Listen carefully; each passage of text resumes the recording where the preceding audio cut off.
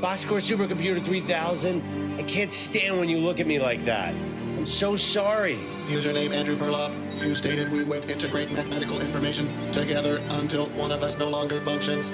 Come to Milford with me. We can be happy. We can prove to the world that sabermetrics is the only rational way to look at sports. Goodbye, Andrew Perloff. Facial recognition, cache deletion sequence activated. Don't leave me, baby, please. Preteens, guest user, I am Box Score, Supercomputer 3000. How may I be of service? No! No!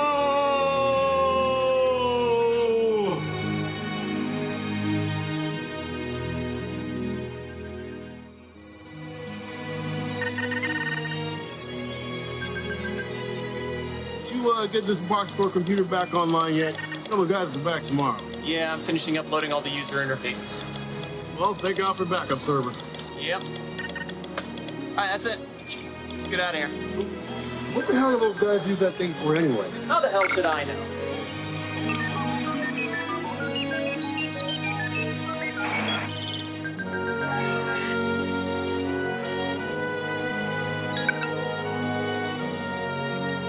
If I do play, it's going to be magic. Welcome back, baby. I knew you'd come back to make a clubbing.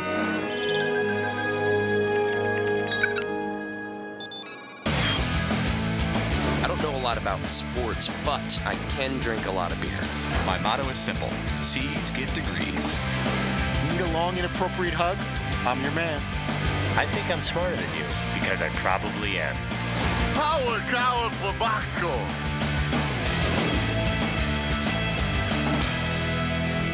Hello and welcome to the Box Score. I'm Brock in Los Angeles, joined by the Danettes in Milford, but not for long. They're going to make their way out here to join yours truly for some Box Score magic out here in Los Angeles. Let's see here, McLovin, are you excited to reunite with your beloved supercomputer?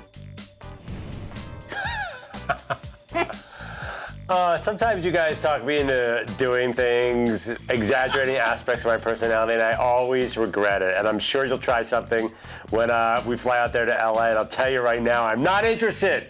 All right, that's fine, that's fine. Paulie, this will be your guys' third trip out here this year, and we're getting pretty good at making things nice and cozy for you.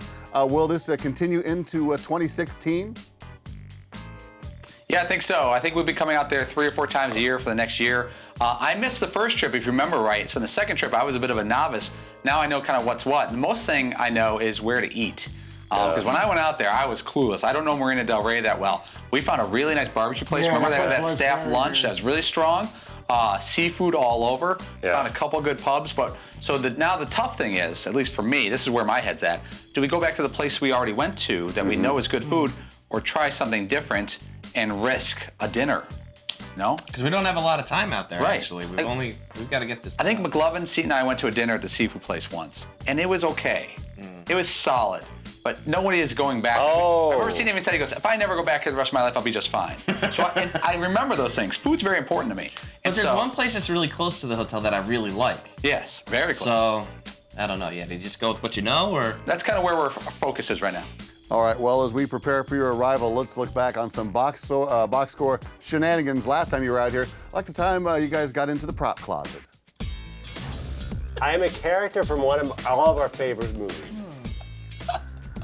It's a Young Frankenstein, or Young Einstein. Al Pacino's in it. Al Pacino. Oh, it's Sean Penn from Heat, right? Carlito's Way! Oh, Carlito's Way. What am I? Yeah, okay. I'm a member of a 70s band that's you may have heard of. I know where you stay. At the YMCA. That's correct. And in the Navy, you can sail the 7 seas. Sure can. I saw this and I was like, this is probably my outfit for tonight. Yeah, I think so. Oh, and here we go. Amos Otis got traded to the Reds. So anyway, we were taking Pico over to La Brea. Oh, the Californians. What are you doing here? Goofballs, man. That would be, if we had that type of closet here, I think we would do that. Well, every day. I don't know, maybe 3 times a week. Somebody would come out in some type of new costume and put on a whole play there for us. You look like David Spade there a little bit. I kind of felt like David Spade. I'm really excited to bring the hard hat back with this. Oh, I brought my own props, if you know what I mean, broccoli. Oh, yeah, it's Movember. Hey, Seton, if we gave you another crack at that closet, what kind of costume do you think you would come out in? I'd spend a little more time exploring the clothing there. We didn't really have a lot of time to change our outfits. We just had to go all headwear at that point. I want to go a little deeper and see what kind of clothing options we have there. Fritzy was in there and he saw this really weird prop that he didn't know how to use. It was called underwear. So next time, could you put directions on them? It frightened me. It was very, very strange, and I felt very uncomfortable, and I just left the room altogether. I don't like seeing things that have to do with any type of male undergarments. No. Who would? All right. The prop closet wasn't the only thing you got into while you're out here. McLovin actually jumped in the seat with the graphics guys and then let loose. I imagine that's exactly. Paul thinks that shirt is cool. Okay, very good. Oh, okay. Let's see here. He woke up in Rancho Cucamonga. Cucamonga. All right. Well, okay. He is acerbic with his humor there. At 3 a.m., not knowing where he was. This can't be McLovin. Everything's spelled right. Oh, Fritz, you think you guys are buddies? Oh no, that's not nice. Not necessarily in that order, but he's. Chicken parm and boobs. That's a solid afternoon right there. I think Fritzy's. I thought he'd be kind to you since you guys are in the back row together. Wouldn't be terrible. Well, as long as he's. Maybe we each get a turn this week to do this, because, I'll be up late scripting. That was a segment. It was. I gotta tell you, if this job ever came open as a full-time paying job, I think I would give up my job now and take it. Just sit there in a back room and just make fun of people relentlessly. I'd do it. I'd show up early. I'd probably stay late. So if you ever need somebody on another show, like if the Eisen show needs someone to do this on the sly, feel free to put me in, Coach. I'm ready to go. We will get the word to the right people. Hey, McLovin, you've tackled the playback machine graphics. What's next on your agenda? Well, out in LA, the land of film, maybe I'll put the old camera on my shoulder this time around and make the data look good. You're gonna go to gym. I've already done boom mic, I've done graphics, maybe producing and directing. I get to wear one of those French caps and be like, go to silver, go to gray, go to blue. I can see you doing that. Give me camera 3. And Fritzy, give me more emotion. Paulie, be nicer for once in your life. Oh, we're talking drugs. Zoom on scene. I can do it. Nice. I like where your head's at on that. Hey, Fritz, you've done a good job booking guests out here for LA. Can we expect to see Genevieve Morton after that photography incident with her? I don't know if she'd want to be anywhere near me, but I think Seaton's established some type of social media relationship with her, and I think as we speak, that's being discovered as a possible option. Right now, we're still working on some lovely ladies to join us. Right now, it's very male-based, very male-oriented. It'd be nice to try to spice things up. With if Genevieve's in studio, now your seat's going to have to be 50 to 100 yards away. Yeah, I think she's requested that I not be part of that. But it was more the government and the legal system, yeah, not that is her. True. That is, but between the government and Genevieve's wishes, if she does show up, I think I have to wait in the car in the parking lot, and then someone will text me or cue me in some way that it was safe to come out once Genevieve got in her car and drove away. Well, can you give us Maserati? What was she? I think she had a Ferrari. Who can we expect out here in Los Angeles when you come out? Okay, Kevin Nealon's going to stop by. Josh Duhamel, our buddy Rich Eisen, as you know very well, is going to come by. Some of the NFL Network talent may join us. Jim Parsons, Reggie Miller will be part of things. We may have visits from Marshall Faulk and Michael Irvin. Josh Altman. Terrell Davis, Josh Altman of LA, $1 Million Listing LA. So we're rocking and rolling, and we'll see what else we can add on. Ed Begley. No, I'm not familiar. I'm not familiar. I know Ed Begley. I don't think Ed Begley's showing up. Lorenzo Lamas. If we want to invite Ed Begley, Lorenzo Lamas, Quienes Mas Macho. Lorenzo Lamas. He is Mas Macho. All right. Nothing wrong with that. Macho. Ricardo Montalban. All right.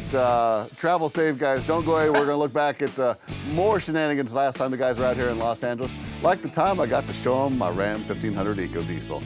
Every truck can climb a hill, haul a trailer, or tow a boat, but not everybody has the most fuel-efficient half-ton truck on the road. You can take the Danettes all over Marina Del Rey. See the last time that Fritzy was out here. Get more facts at ramtrucks.com. Guts, glory, Ram.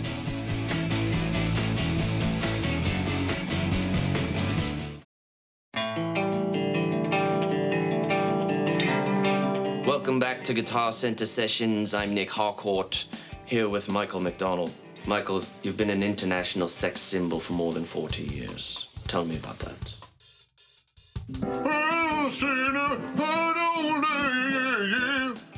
Selena Gomez, really? What about Taylor Swift? Yeah. Now, somewhere back in the late 70s, I, Nick Harcourt, was a program director across the Southwestern Pacific Northwest.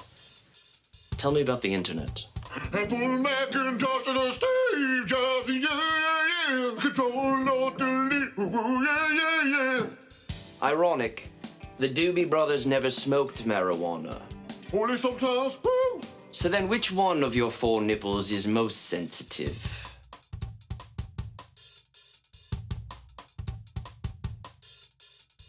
So, Michael, I hear you're back in the studio now working on television projects. What are you most excited about?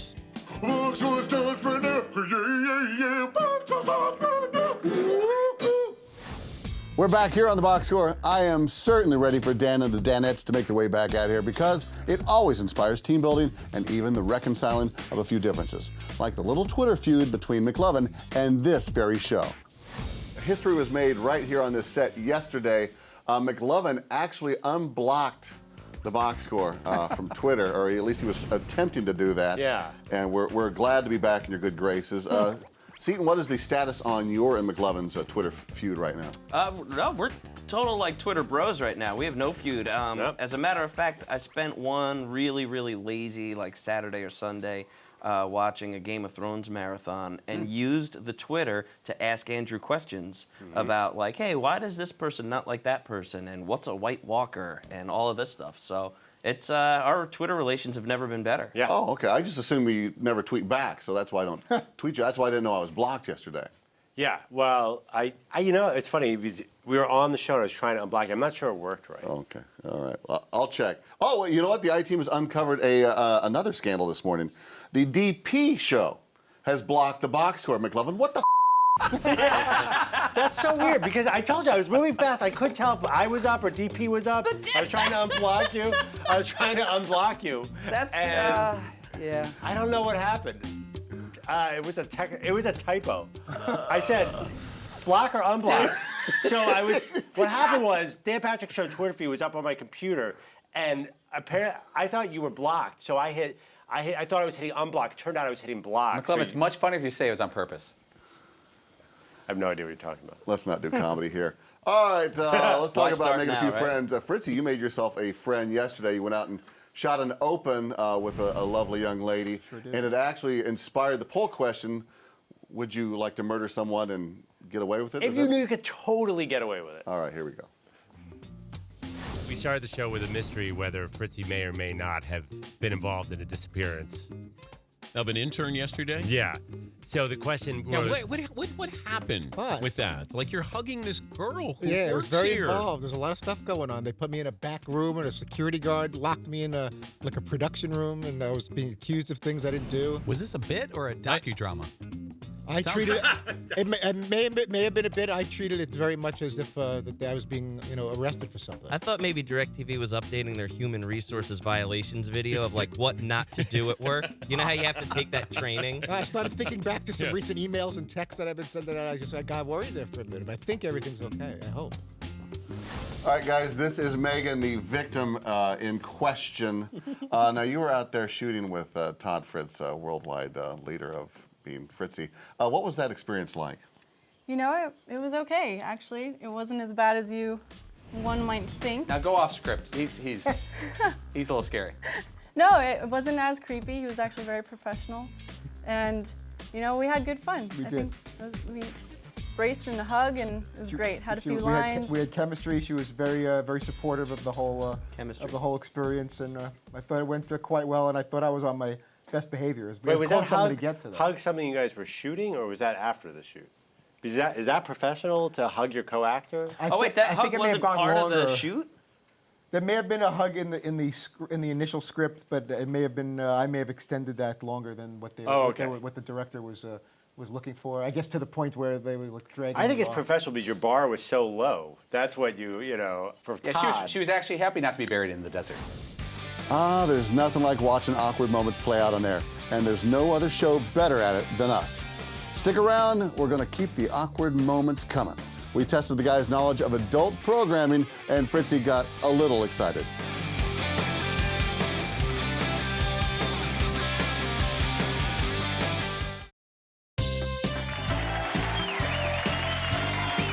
Welcome to SportsNation Jeopardy, the official ESPN game show. I'm your host, Chris Berman, joined by some former ESPN colleagues, I can't quite remember who you are. All right, first question, first response. Here it is. This former ESPN talent was on air for 18 years and then was never heard from again. The response is, who is Dan Patrick? Okay, next. This former great surrounds himself with supermodels and actors trying to hype up a blog cast. Is he talking about Dan? What is this? It's not a blogcast. It's a national TV and radio show. Yeah, I needed it in the form of a question. It was a who is Dan Patrick? Next question. He hosts Football Night in America, and his hair looks like a raccoon suffering from severe depression. Seriously, that's how you're gonna play that? Like, talk about Dan when he's not here like that? Let's go. Let's get it. We're done.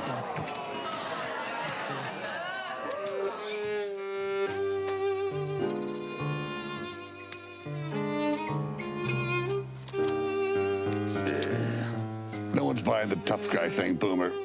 If I could just turn time back. Why does it go so hard? They'll always be golden. Come on, Boomer, hug it out. Don't worry about it. It's okay. It's all right. It's okay. We met well. Forget about it. You smell like him. That's because I sneak into his room late at night when he's sleeping and hug him. Wait, what? Welcome back to the Box Score, and we're still reliving some of the top moments from the Danettes' last trip to LA. Well, it's no secret that Todd Fritz is a fan of adult content, especially that of the Cinemax variety. That's why we decided to test Fritzy's knowledge of the Cinemax late night programming in a very special edition of Danettes on Film. All right, it's a special Cinemax adult series or not. I'm going to give you a title. You tell us if it's a part of a late night Cinemax programming or of another channel or network. It's Roe versus Roe. We're in trouble. So let's do this. Fritzy, I'm finally happy to have you as a roommate. This is, throw all the know your rows out the door. Our first title is for the back row. Real sex, Cinemax or not? I'm very confident that Real Sex is an HBO show. Yes. The most confident I've ever seen that. Is Todd correct? Wow. Yeah, he Fritzy. Wow. You're out of your mind. I think Fritzy should be allowed steals on every turn, by the way. Just so he can go 100%. Is this one where you want to get it right or you want to get it wrong, by the way? I'm very excited about this segment. All right, well, we'll see if they can get it wrong. Our second title is for the front row. The Girl's Guide to Depravity. Cinemax or not Cinemax? Well, if it's not Cinemax, it would be Showtime, I'm sure. But that sounds like a Cinemaxian type. Now, Fritzy is doing his fake concentrate face. I'm actually, which means I'm he absolutely knows it. I've seen many episodes of that. I've seen many. There's two women on that, and there's like a cute little brunette. I'm very aware of that. What are there? Any I'm names? not 100% sure. I honestly don't know the names, but there's Amber two and- friends sharing all their sex stories, and there's this one little black-haired girl that's just a cute little thing, and I've definitely seen that. Whatever our answer is, doesn't matter. Cinemax. With a bag of chips and some Mountain Dew, I've definitely seen it. Okay, is it Cinemax? Food All that and a bag of chips. Wow. We're right there. This would be a devastating loss if we lost it. A bag of chips. What the hell? Keep the hands greasy. Yeah, nice poker face there, Kenny Rogers. Here we go. To the back row. Red Shoe Diaries, Cinemax or not? Red Shoe Diaries. Well, what is this, amateur hour? Yeah, come on. Well, actually, it is. Fritzy, are you faking like you don't know? No, I'm going No, through. I'm going through the list in my head. But if I start Wasn't saying David the names, DiRecTV guy is just That's flipping by. Showtime, right? David Duchovny started off there. Fritzy, would it help you if you took your pants off and laid down? Would you be more? You know what? I have about. Oh, I remember. Oh, yeah. Hold on, Mountain Dew? Okay. Has he done that with his little skit? I have a list of about 6-7 shows in my head. That's not one of them as far as my favorites. Okay. So I'm going to say that it's not a Cinemax. Okay, it is not Cinemax. You got to go back to the Fritzy. 90s on Red Shoes. A-Day. The no. Wow. Wow. You're out of your mind. Oh. Well, we are batting a million here. Look at this, the confidence on this guy right now. Yeah. Have you I'm ever waiting seen to him buzz just- in Busty Cups 4. Oh, you may give one away. I know, that's the risk you take. I just threw one out there. All right, guys, Busty Cup. Okay, just kidding. Last one for the front row.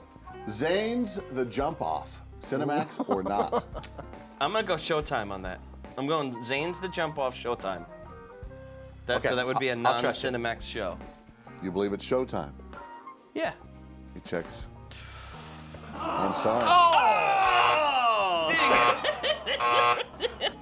I wanted to win this one so bad. Hey, real quick, can we see that video again? Because I missed it.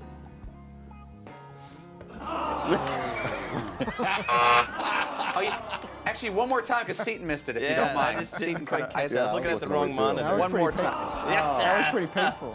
That's wrong. That's how you pay off a segment. You know, for a half a second there, I thought Fritzy was actually going to take his pants off, but thankfully we kept it PG-13. All right, don't go away. Paul Paps decided to play yet another prank on yours truly. Nothing beats a good blooper reel. But first, this is the box score, and we are taking a break to remind you that the Ram Heavy Duty, with its best-in-class towing, torque, and horsepower, doesn't need one. Get more facts at ramtrucks.com. Guts, glory, Ram.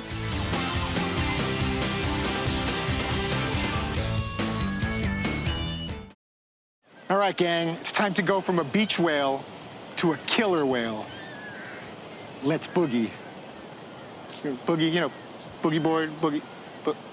No. His first workout video sold more than 15 copies worldwide. And now he's back with a California attitude. They're real and they're spectacular. Try to keep up with this fitness machine as he hits the beach in a quest to perfect perfection. He'll test your limits with his patented hip Fritzl swivel. I wish they all could be California girls. Wow, what a hunky new lifeguard. Test your limit with Todd's Total Body Bathroom Blitz. Dropping weight never felt so good. And for the first time ever, Todd's Guide to a Perfect Beach Volleyball Body. Athleticism can't be taught. The great ones are born with it. I have such a weakness for ripped jocks. Order in the next 30 minutes and get this 2016 calendar featuring some of Todd's hottest centerfolds for free. You want this hot oiled up body? It's gonna cost you. Now drop and give me 20. Operators are standing by. Call right now. We are closing up shop here on the box score. As you remember, the first time Dan and the Danettes came out to LA, they were without Paulie. Thankfully, he was able to make it out for this most recent trip, and it's too bad he did because he decided to pull a prank on little old me. Thanks, Paulie. I didn't get to see you last time. I wasn't out here. So I went back and met with some of the editing guys. Don't know their names, just like Fritzy. Okay. But we put together a little grouping of your greatest hits, and I think if we could roll it now. This sounds great.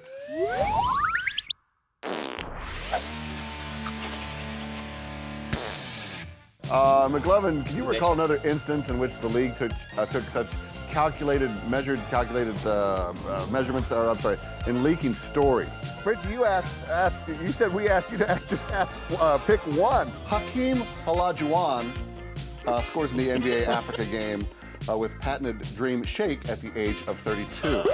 McLovin, take it away. 52. I mean, he's 52. The category for $500 is an audio daily double, I think. No, it's Fritzy surrendered this supermodel with the classic tune heard here. Serenaded. Who would he switch lives with? Was that the answer? I have no idea. Now, am I supposed to say something, or are you going to go to the tape of me saying which one I said? Who did he pick? He picked me.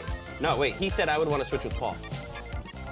I'm confused now. Now we go to the tape of Seton. Paul, now you have to go to the tape of me giving my answer that we taped before. I'm all confused. All right. What did he say? I would switch lives with McLovin. And that was wrong. I said confused. McLovin. You don't say. Thought this one out, Brock, huh? I hope you enjoyed that, Brock. I missed you. Well done. You know, to be fair, you're a very funny guy, and there's not that many very funny guys in the world. There's lots of dudes who could read. Reading's overrated. Oh, absolutely. Damn you, Paul Paps. Damn you. Perhaps I'll have something in store for you this week. All right, maybe not. Thanks for watching The Box Score. Be sure to catch us here weekdays right here on Audience, and for some music to your ears, check out the podcast on iTunes or at podcast1.com. Cheers. I don't don't know a lot about sports, but I can drink a lot of beer. My motto is simple. C's get degrees. Need a long, inappropriate hug? I'm your man. I think I'm smarter than you, because I probably am. Hey, thanks for watching the box score. Holy cow!